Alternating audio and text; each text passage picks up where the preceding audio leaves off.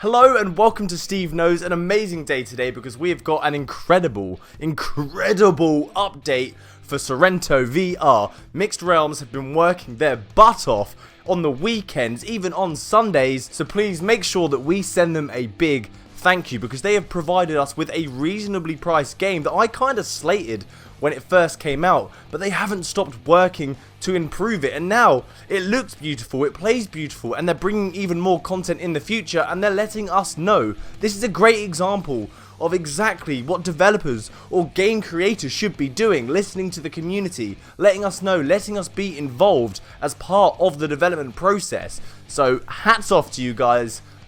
An incredible job. We know on the 7th of July they were releasing another update for graphical fidelity and for the small people to be able to play the game, but this time, not even a month later, we have a huge list of improvements. So let's begin. So the first improvement in version 1.2 of this game is added reflections on the enemies. So now light is going to be bouncing not only on the environment but off the enemies as well, because we all know how important light is in games. If anyone's seen the ray traced Minecraft, your jaw will drop. Lighting is everything. We have added reflections on the weapons as well, so even more improved visuals. We also have added reflections on the player's hands, so if you look at your hands, they might be glistening.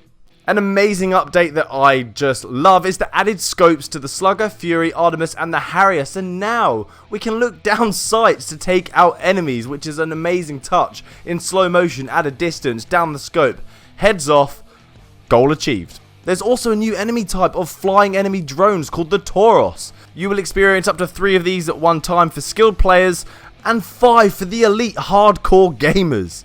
The enemies have also been optimized to increase the enemy count on screen at one time. It was 4, it's now 5. That's a 25% improvement, which is an amazing jump. So now you have to be wary and watch your back for even more enemies at once.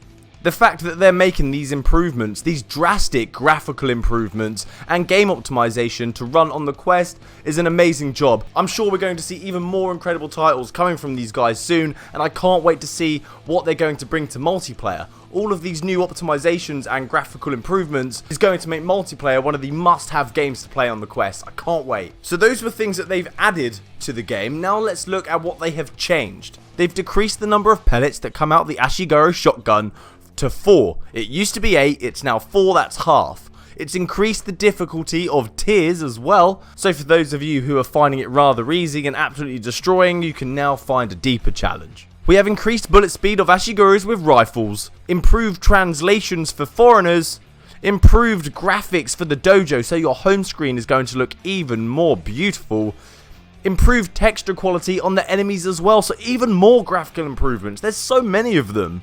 One that I really like is the improvement of enemy pathfinding, because I found many times I'm wandering around when there's only one enemy left trying to find out where they are, but now they're supposed to have even better pathfinding so they won't be hiding in random corners when you're on the other side of the map, and it also means that they'll be bringing everything that you have. When there's 5 on screen at once, they're all going to be coming at you. Not one's just going to be standing in the corner going, duh. Players now have to wait 2 seconds before being able to skip the timer to go back to the dojo when they're playing the endless mode. 2 seconds is forever. Now we're going to cover things that they have fixed, things that the community have complained about and that have now been improved. They have fixed the Ghost Blade as it's apparently not functioning as intended for Kusurigama. They have fixed the text in dojo menus as when translations occur, some of the text doesn't actually fit on the screen because the words are too long. They've also fixed the rendering of effects that seem to be layering on top of each other and they shouldn't be. There's a big shout out to the community from Mixed Realms for highlighting some more issues, and they want to thank you, and this is the list of them. The first thank you is the focal cast relic was not functioning properly. Also the focal cast relic was not working for the exploding kunai. Reward boxes were not scaled to player prestige levels. Streak timer was disappearing before the streak even ended. Endless mode loot not scaled to the player prestige either. Loot is not able to be picked up when they were close to health drops. The hand angle wasn't resetting after you pulled the bow when you had another weapon equipped in the other hand. Another bug where certain legendary relics for specific weapons did not work correctly in other weapons. There was a bug that was fixed across all platforms where you would stop moving if you were doing an accelerated dash and you decided to jump. that's the list of updates that are coming in version 1.2 of Sairento, and it's a pretty big update. Normally these updates are just bug fixes, but we're seeing improved graphical fidelity and bug fixes. So no complaints from me here, and I cannot wait for the multiplayer to turn up in the future. Thank you, Mixed Realms. Thank you for watching. Steve knows. Happy gaming, guys. Good day.